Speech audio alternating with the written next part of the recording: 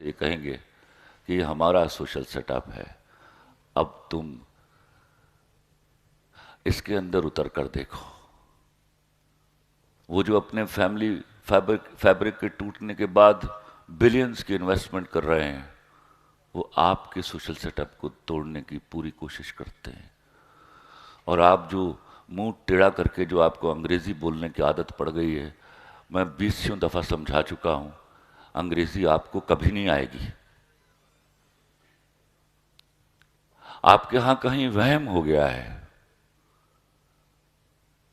آپ نے 3023 میں اگر آپ زندہ رہے، ملک زندہ رہا، تو آپ اپنی نسلوں کی صورت میں زندہ ہوں گے، تو آپ نے کام اپنی زبان میں کرنا ہے۔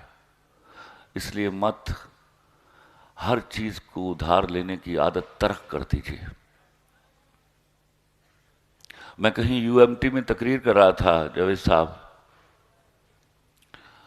تو وہ جو کنڈکٹ کر رہا تھا اسٹیٹ سیکریٹری، وہ انگریزی میں کنڈکٹ کر رہا تھا۔ حیرت ہو رہی تھی مجھے کہ بلایا مجھے ہوا ہے اور انگریزی میں سارا پروگرام کنڈکٹ ہو رہا ہے۔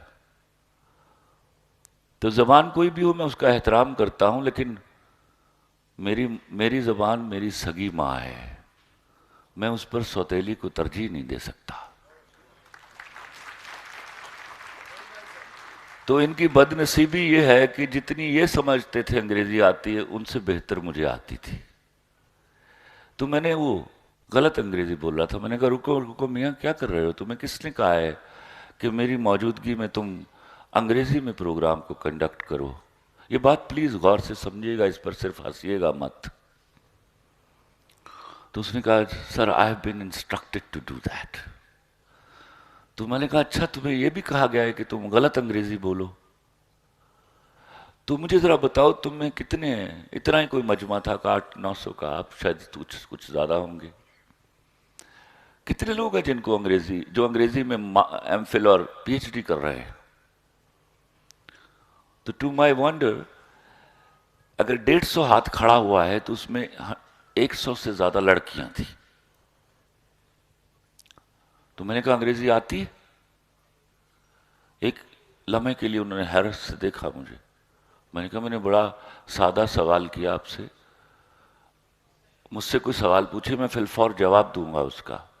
میں نے پوچھا آپ جو انگریزی میں انگلش لٹریچر میں ایم فل اور پی ایچ ڈی کر رہے ہو، انگریزی آتی ہے آپ کو؟ تو ایک بخش سنائی دی کہ جی آتی ہے۔ پھر کوئی 20-25 لوگ بولے۔ میں نے کہا اب کلمہ پڑھ کے مجھے بتاؤ، تم میں سے کسی نے کبھی انگریزی میں خواب دیکھا ہے؟ خواب مر جانی ہو تانوں اپنی زبان چاہتے نے۔ میں کتنا خوش ہوا کرتا تھا جب چوٹ لگتی تھی اور لڑکی کی آواز آتی تھی ہائے میں مر گئی۔ اب کہتی ہے آؤچ۔ میں نے ایک لڑکی سے پوچھ لیا کہ اس درد کی حالت میں تم آؤچ کہنے کو کیسے یاد کرتی ہو؟ اس میں کیا قباحت ہے اگر تمہارے منہ سے نکلے گا اور سچ نکلے گا کہ ہائے میں مر گئی؟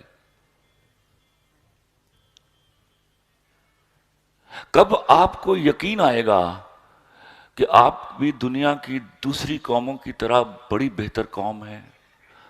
آپ تو نبی صلی اللہ علیہ وسلم کی امت سے ہو۔ آپ اس طرح زبانوں کے سامنے، کریکولم کے سامنے اس طرح بھگوڑم کی طرح بک جائیں گے؟ لیکن آپ بک گئے۔ آپ نے اتنا خرچہ کیا بچوں کو انگریزی اسکولوں میں داخل کرنے کے لیے۔ اس بات پر میں یاد رکھیے گا انگلش میڈیم اسکول اتنا بڑا مافیا ہے کہ میرا مرڈر بھی کیا جا سکتا ہے اس بات کے اوپر۔ آپ کے فرشتوں کو معلوم نہیں ہے، لیکن آپ نے صرف ایک زبان سکھانے کے لیے، جس کی وجہ سے بچہ 200% پڑھائی سے بھاگتا ہے، ایونچولی اس کو صرف انگریزی یاد رہ جاتی ہے، باقی ککھ نہیں آتا ہوں۔ This is how you have played havoc with your education.